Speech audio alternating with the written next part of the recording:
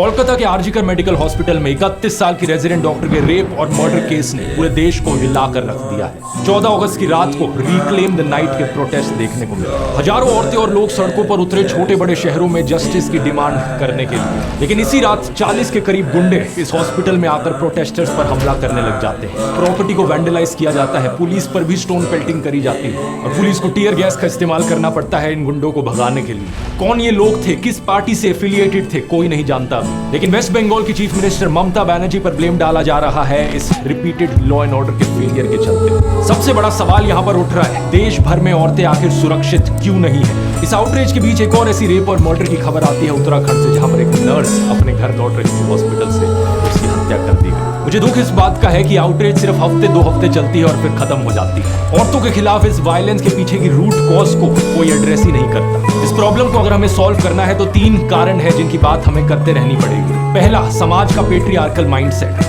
Internet पर cheap content जो औरतों को ऑब्जेक्टिफाई करता है, रेप को ट्रिवियलाइज करता है, सेक्सुअल हैरेसमेंट को कैजुअली लेता है। एनिमल और कबीर सिंह जैसी फिल्में, माँ बहन की गालियों को नॉर्मलाइज किया जाना, ये सारी ऐसी चीजें हैं जिससे माइंडसेट प्रोपोगेट होता है और औरतों के खिलाफ वायलेंस इंकरेज होता है। दूसरा, विक्टिम ब्लेमिंग। समाज में रेप के लिए हमेशा औरतों को ही जिम्मेदार ठहराया जाता है। लोग अजीबोगरीब बहाने मारते हैं कि औरत का रेप तो इसलिए हुआ क्योंकि वो बाहर गई थी, छोटी स्कर्ट्स पहने थी। औरतों को बाहर नहीं निकलना चाहिए, स्ट्रेंजर्स के साथ बात नहीं करनी चाहिए, सारा ब्लेम औरत पर ही डाल दो। इससे रेपिस्ट को लगता है कि उनकी तो कोई गलती ही नहीं थी। तीसरा, रेपिस्ट को पॉलिटिकल सपोर्ट मिलना। लोग बात तो करते हैं ऐसे इंसिडेंट्स के बाद कि रेपिस्ट को फांसी चढ़ा देना चाहिए, लेकिन असलियत में कॉन्विक्टेड रेपिस्ट के साथ क्या होता है ये देख लो। Convicted rapist Gurmeet Ram Rahim Singh, Haryana elections की वजह से इसे जेल से बाहर का रास्ता दिखाया जाता है। 20 साल की सजा में से इसने 235 दिन तो जेल के बाहर ही बिताए हैं। बिल्किस बानो के बलात्कारियों को मालाएं चढ़ाई जाती हैं, उन्हें संस्कारी बुलाया जाता है। ब्रिजभूषण जैसे नेताओं को ओपनली सपोर्ट किया जाता है और कोई अगर पॉलिटिशियन रेपिस्ट बन गया तो उसके फेवर में रैलियां निकाली जाती हैं। अगर देश को सही में औरतों के लिए सुरक्षित बनाना है तो इन 3